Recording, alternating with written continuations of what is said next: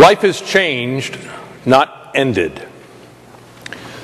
That's a phrase in the preface for a funeral mass. It's a proclamation, really, that while the person's life is over here on earth, it continues in a changed or transformed way. And in a sense, we could use that same concept to talk about the feast that brings us here this evening, the Ascension.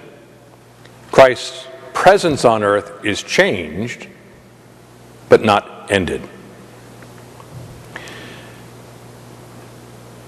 We can read in the Acts of the Apostles how the different appearances of Jesus after the resurrection would indicate that his physical appearance was different, that Mary did not recognize him outside the tomb, or the disciples on the road to Emmaus didn't recognize him, or the disciples on the seashore weren't sure that it was Jesus. He was present, but he was different. He would reassure them with his voice and with his knowledge of who they were. And this change, this transformation that began immediately after the resurrection, reaches its culmination today when they no longer even see the bodily presence of the Lord. In keeping with the physical sciences of the day, Jesus was taken up into heaven, with us but not with us. In one sense, we say that the presence of the Lord continues through the sending of the Spirit, and we will celebrate that feast in 10 days, Pentecost, which is a understanding that the Spirit comes and energizes this new community of faith.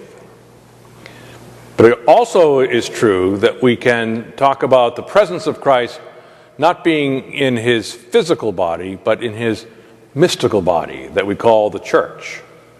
Not as an institution, but as a community of believers. As the two unnamed persons chide the disciples in the Acts reading today, we are not to spend our time looking up to heaven to try to see the Christ. What we really need to do is look in the eyes of each other and to see the presence of Christ here on earth.